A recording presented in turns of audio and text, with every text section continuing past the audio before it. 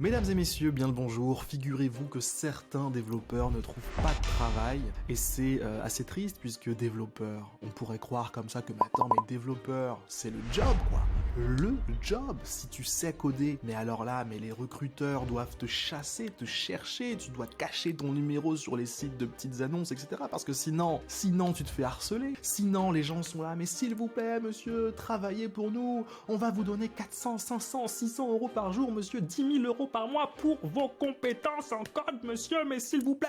Malheureusement, c'est pas ce qui se passe pour beaucoup de développeurs. Dans cette raison, on va passer en revue 9 différentes raisons pour lesquelles certains développeurs ne trouvent pas de travail. Si jamais vous savez coder, vous de votre côté là, et que vous ne trouvez pas de travail aujourd'hui, eh bien ça devrait vous aider à identifier le problème. Et comme dit le proverbe, mesdames et messieurs, problème identifié dit problème à moitié résolu. Voilà, c'est important l'accent.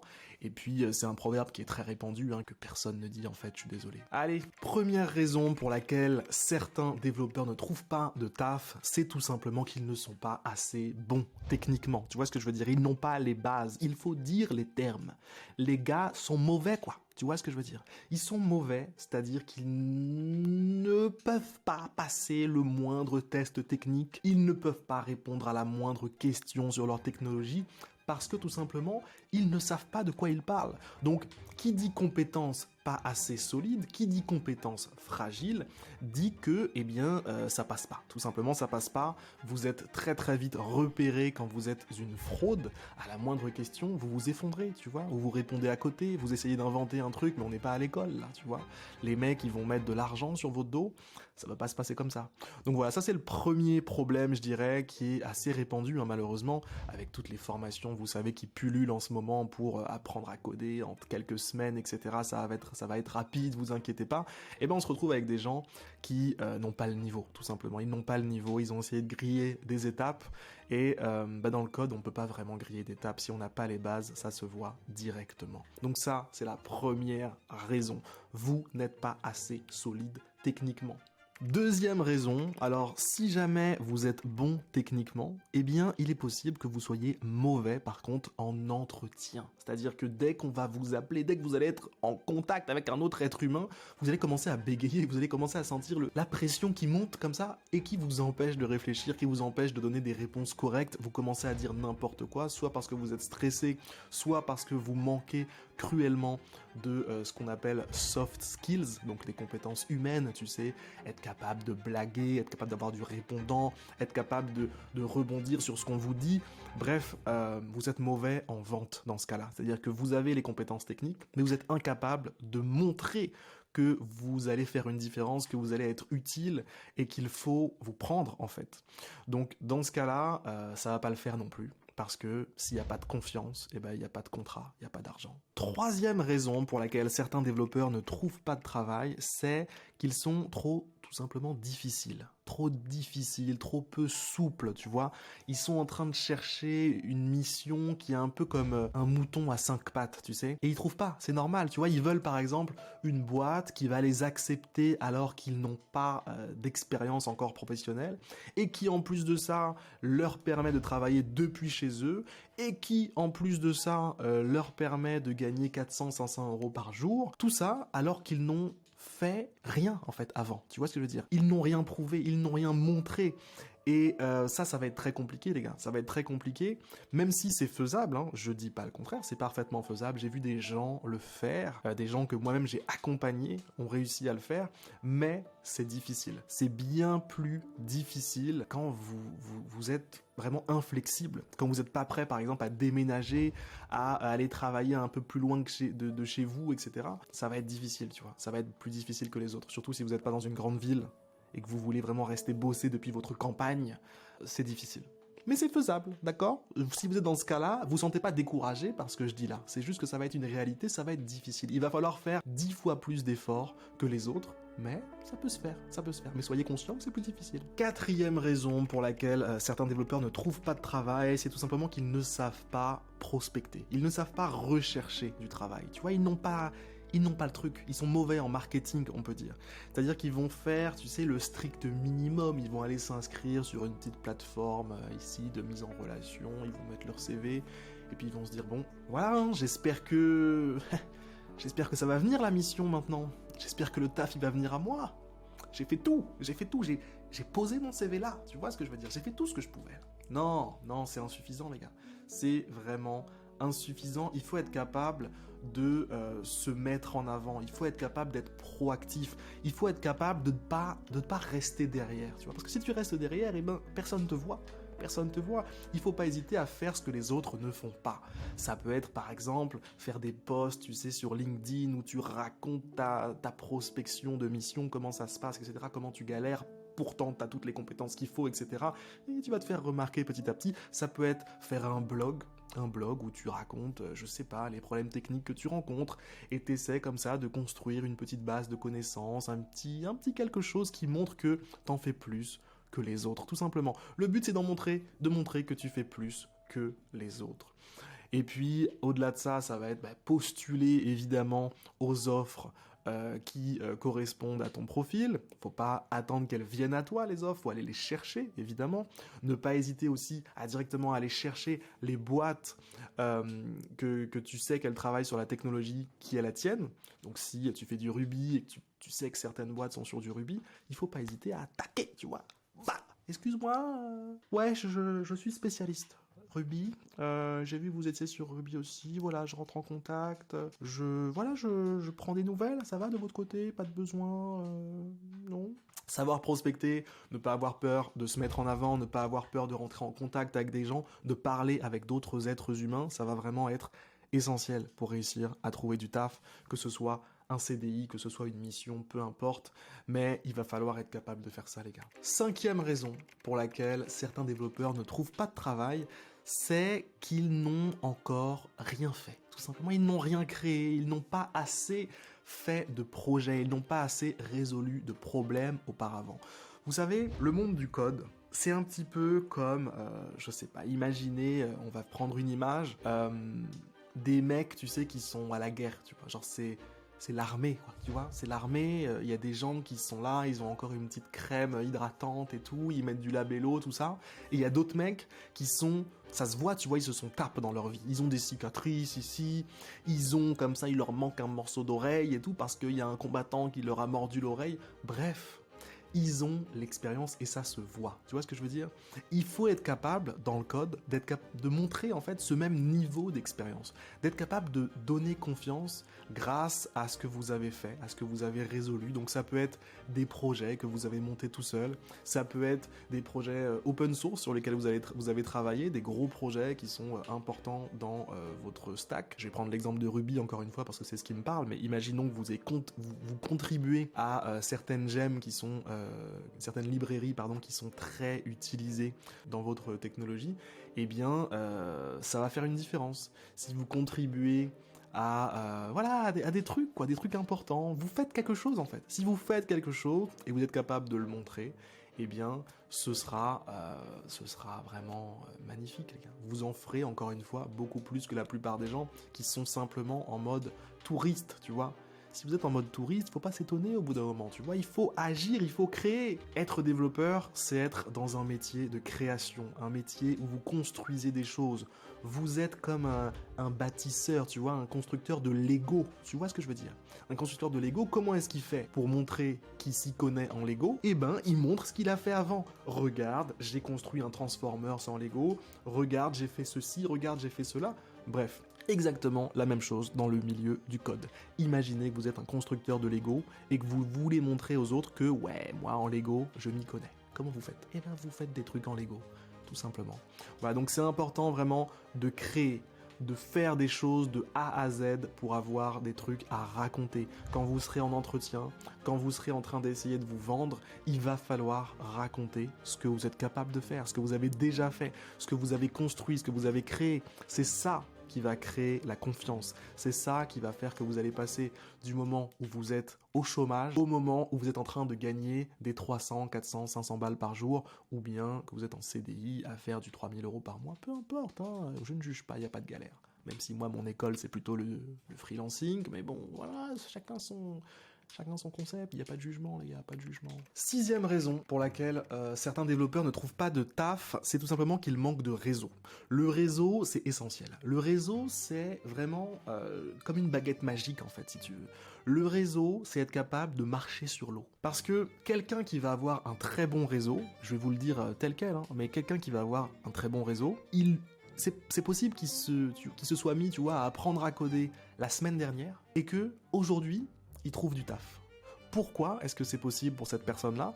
Parce qu'elle a déjà construit une confiance, tu vois? Elle a déjà construit une confiance au préalable. Tout ce qui se passe dans le fait de trouver du taf, c'est un jeu de confiance, si tu veux. Donc si cette confiance, tu l'as déjà construite avant, grâce à un réseau de gens qui te connaissent, qui sont capables de te faire confiance, tout simplement, eh bien, ça va te mettre sur le devant de la scène. Ça va faire que tu vas passer devant des gens qui potentiellement auraient plus de compétences que toi. Mais toi, on te fait confiance, donc c'est bon, tu vois ce que je veux dire. Le réseau, c'est vraiment méga important. Évidemment, avoir des compétences, c'est super important aussi, hein, vous avez compris, c'était juste pour vous illustrer le propos, tu vois. Mais avoir du réseau, c'est vraiment essentiel. Donc, faites partie de communautés, faites partie de groupes, n'hésitez pas à participer à des événements, à rencontrer du monde, à aider des gens sur tel ou tel truc. Tout ça, c'est des petits ingrédients qui vont construire petit à petit votre réseau. Plus vous êtes en place, plus vous avez un réseau, et plus tout est facile pour vous, en fait. Vous avez toujours le bras long, tu vois ce que je veux dire? Ça, c'est mon bras, il est long, tu vois ce que je veux dire? Il est très long. Là, aujourd'hui, moi, personnellement, je sais que j'aurais pas de problème à trouver une mission si, là, aujourd'hui, je cherchais une mission, tu vois, parce que je connais des gens qui sont en place, parce que j'ai tissé des liens avec les années, tu vois. Et ça, c'est des liens qui peuvent pas se défaire aussi facilement. Septième raison pour laquelle certains développeurs ne trouvent pas de travail, c'est qu'ils sont sur une technologie saturée. En fait, il y a énormément de nouveaux développeurs aujourd'hui, surtout ceux qui arrivent là depuis ces dernières années, qui se retrouvent à suivre la masse. Vraiment, suivre la masse plutôt que de suivre quelque chose qu'ils ont au fond d'eux, tu vois, un amour pour quelque chose, tu vois. Non, ils sont en train de taper sur Google, ouais, quel est le meilleur langage à apprendre en 2023, quel est le meilleur truc à faire en ce moment, quel est le meilleur machin, et donc, ils se retrouvent à faire la même chose que tout le monde. Ils se retrouvent à être sur du React, par exemple. Désolé pour tous ceux qui font du React, mais le fait est que c'est une technologie qui est beaucoup trop mise en avant, comme si aujourd'hui tout le monde devait faire du React. C'est pas vrai, tu vois. Ça peut être React aujourd'hui, mais ça peut être autre chose demain, peu importe. Mais le truc qui est le plus mis en avant, il faut s'en méfier. Pourquoi? Parce que ça crée énormément de concurrence. Après, quand tout le monde se retrouve à faire du React, ben il n'y a pas forcément plus de boîtes qui demandent des développeurs React. Donc tous ces développeurs-là se retrouvent en concurrence. Moi personnellement, j'ai toujours eu ce sentiment en faisant du Ruby et du Ruby on Rails qu'il y avait assez peu de développeurs qui en faisaient aussi. Et donc ça me donnait un avantage parce que il y a moins de concurrence, tu vois. Quand il y a une offre, je sais qu'il n'y a pas non plus 3000 personnes qui sont sur le coup. Il y en a peut-être 2, 3, 4 maximum, tu vois, tranquille, ça va. Ça a toujours été assez accessible. Bon là je dis ça a peut-être changé aujourd'hui, hein, mais il y a d'autres technologies qui peuvent être dans ce cas-là. Je pense à Java par exemple. Java, il y a toujours eu beaucoup plus de demandes depuis que je suis freelance, hein, ça n'a pas changé. Il y a toujours eu beaucoup plus de demandes que d'offres.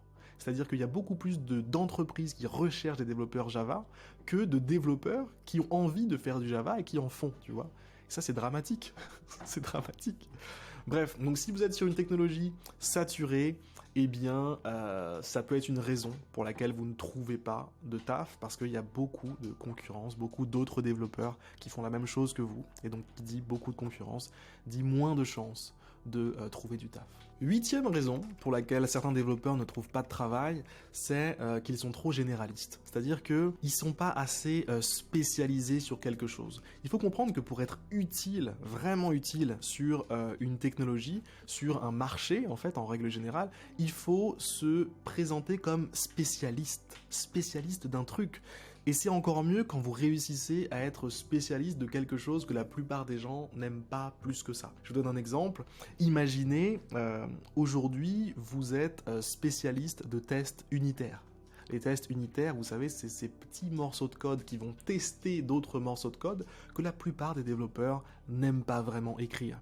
Ça les fait chier, tu vois, c'est une formalité, ils sont obligés de le faire, ils le font, mais ça les fait chier en règle générale, ils savent pas comment bien les faire, ils savent pas comment bien les architecturer, etc., etc. Si vous êtes spécialiste de ce que les autres n'aiment pas faire, vous allez être recherché automatiquement. Que ce soit donc les tests unitaires, les tests d'intégration de systèmes, etc. Ou bien, imaginez vous devenez développeur Ops, DevOps. Là, on a besoin de vous. Parce que les gens sont de très mauvais DevOps en règle générale. Il faut des gens spécialisés là-dessus. Il faut des gens qui sont capables de comprendre ce qui se passe derrière pour être de bons DevOps. Et donc ça, une belle spécialisation à avoir. Vous aurez beaucoup de demandes. Tout à l'heure, j'ai parlé de Java. Java, il y a beaucoup de demandes sur Java. Il y a beaucoup de boîtes qui cherchent des développeurs Java. Mais où sont les développeurs Java? Tu vois, ils sont où?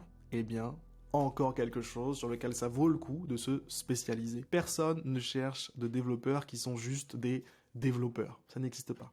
Tu vois, il y a toujours besoin d'un ensemble de technologies assez précises dans des boîtes. Si jamais vous avez pile le bon ensemble pour la bonne boîte, eh ben c'est gagné. Bon, après, bien sûr, il vous faut réussir à vous vendre, etc. Mais sur le papier, vous êtes déjà bien parti, quoi.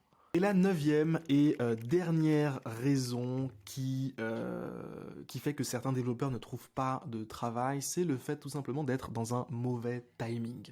Parce qu'il y a des saisonnalités, tu sais, en France, dans le monde du travail. Il y a des moments où, traditionnellement, le marché est calme. C'est-à-dire que les mecs sont en vacances, ils cherchent pas forcément, tout le monde s'en tape, quoi, tu vois. C'est pas le moment où les gens cherchent. Donc les moments où c'est pas le moment, ça va être par exemple l'été. L'été, les gens sont en vacances, les boîtes sont un peu au ralenti, etc. Par contre, les moments où ça va y aller, ça va être à la rentrée. Donc à partir de la fin de l'été, si vous commencez à chercher du taf, jusqu'à on va dire mi-novembre, vous avez un bon créneau là pendant lequel vous avez des boîtes qui sont en mode on recherche du monde. Pareil pour le printemps. Pourquoi le printemps? Je sais pas, tu sais, les bourgeons, les fleurs, etc. Peut-être que ça crée une demande. Ça crée une demande, ça crée quelque chose, ça crée un renouveau. Il y a un renouveau qui a lieu au printemps. Donc voilà, les deux périodes qui sont les plus intéressantes. Si vous êtes en dehors de ces périodes-là, vous allez voir, de toute façon, qu'il y a moins d'offres, moins de demandes, il se passe moins de trucs globalement. Donc le timing, ça reste quand même important. Alors vous remarquerez quand même qu'il y a des trucs que j'ai pas donnés dans cette liste, comme par exemple le fait de pas avoir de diplôme. Pour moi, c'est absolument pas un obstacle à trouver du taf. Peu importe les diplômes dans ce domaine, ce qui est important, c'est vos compétences. C'est ce que vous savez faire, c'est comment vous vous vendez, comment vous démontrez que vous avez ce qu'il faut dans le ventre. C'est vraiment ça qui est important et pas le reste. Donc fuck les diplômes, je le répète. Moi par exemple, j'ai jamais eu de diplôme dans le code. Ça m'a pas empêché de faire tout ce que je voulais, tu vois, de construire tout ce que j'avais envie de construire, de travailler dans les boîtes dans lesquelles j'avais envie de travailler, de gagner mes 400 € par jour, etc. Bref, ça m'a pas empêché, tu vois. Fuck les diplômes. Fuck les diplômes vraiment dans ce milieu, on s'en fout. Les certifications, tout ça, poubelle. Autre chose que j'ai pas mis dans la liste, c'est l'expérience professionnelle. Alors je dis pas que ça va pas vous être utile d'avoir vraiment pas mal de bonnes expériences professionnelles dans votre CV, mais pour moi c'est pas ce qui vous empêche aujourd'hui de trouver du taf. Si vous travaillez déjà sur les 9 points qu'on a vus ici, le fait de pas avoir d'expérience professionnelle au préalable, ça va pas nécessairement être un frein.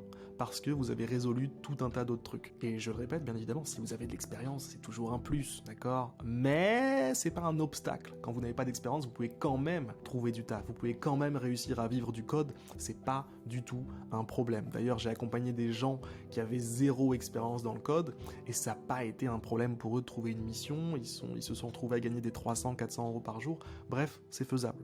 Sur ces très très belles paroles, mesdames et messieurs, ça va être la fin de cette vidéo. J'espère que ça vous a été utile, j'espère que ça vous aura aidé d'une manière ou d'une autre.